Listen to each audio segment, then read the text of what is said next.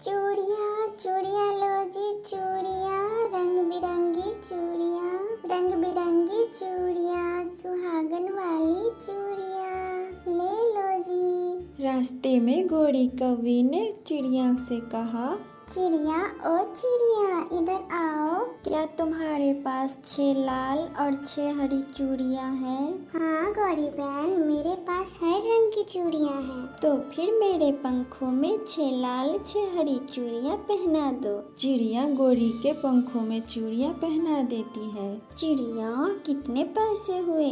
सिर्फ 50 रुपए, ज्यादा नहीं। गोरी चिड़िया को पैसे देकर वहाँ से चली जाती है। मेरे पंखों में 9 चूड़ियाँ हैं, जरा समझो बलम मजबूरियाँ हैं। फिर गोरी कौवी ऐसे गाना गाते हुए जा रही थी और सामने से कबूतर उसके तरफ देखते आ रहा था। वो सीधा आकर गोरी कौवी से टकरा जाता है। गोरी कौवी नीचे गिर जाती है और उसकी सारी चूड़ियाँ टूट जाती है। सॉरी सॉरी गौरी कवि, सॉरी, मेरा ध्यान दूसरी तरफ था। अच्छा, सॉरी के बच्चे, मेरी सारी चूड़ियाँ तोड़ दी। इतनी छोटी से सॉरी से क्या तुम्हारी जान छूट जाएगी? मैं कुछ नहीं जानती, मुझे नई चूड़ियाँ ला कर दो। इसमें मेरा क्या दोष है गौरी? उड़ते हुए चिड़ियों में तो अक्सर एक्सीडेंट हो जाते हैं। मैं भी कालू को बुला कर लाती हूँ, तुम ऐसे नहीं समझोगे। बात बढ़ जाने से कबूतर भी डरता था, इसलिए वो गोरी से कहता है, रुको रुको, मैं अभी घर से पैसे लेकर आता हूँ, फिर मैं तुम्हें नई चूड़ियाँ लाकर दे ही देता हूँ। मैं इंतजार कर रही हूँ, जल्दी आना, वरना जानते हो ना मेरे पति काले कौवे को। फिर कबूतर अपने घर जाता है। ओ जी, मैनू 50 रुपए दो, मैनू गौरी कौवी जी को नई चूड़ियाँ लाकर देनी है। क्यों पति जी? कबूतर अपनी पत्नी को सारी बातें बताता है। वो बात बढ़ा देंगे, इसलिए मैं 50-100 रुपयों के लिए लड़ाई बढ़ाना नहीं चाहता। फिर कबूतर अपने घर से 50 रुपये लेकर गोरी के पास जाता है। चलो चलो गौरी, जल्दी चलो। कहाँ है चिड़िया? चिड़िया अपने घर के पास ही बैठी हुई है। फिर कबूतर और गोरी चिड़िया के पास जाते हैं। चिड़िया, इस गंदे आंखों वाले ने मुझसे एक्सीडेंट करके मेरी सारी चूड़ियाँ तोड़ दी हैं।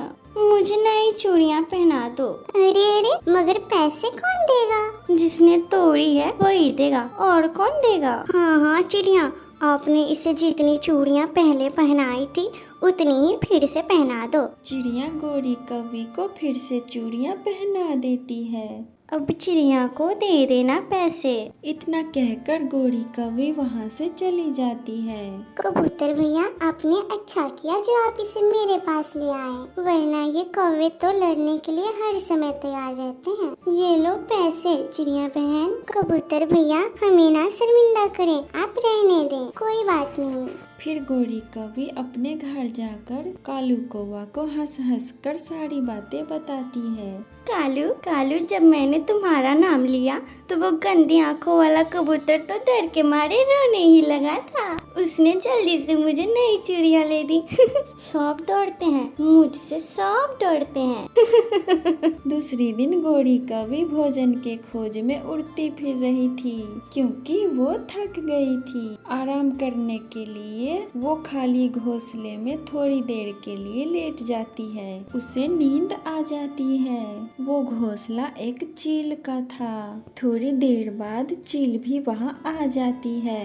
गंदी कौवी, काली कौवी, तुम्हारी हिम्मत कैसे हुई मेरे घोंसले में लेटने की? छोड़ूंगी नहीं मैं तुम्हें। चिल्ली, मैं समझी कि ये घोंसला किसी चुलबुल या किसी तोते का होगा। मैं कोई चुलबुल या चिड़िया नहीं जो तुमसे डर जाऊंगी। ऐसा कहते हुए चील उसे घोंसले से नीचे गिरा देती है। उसकी सारी चूड़ियाँ फिर से टूट जाती है।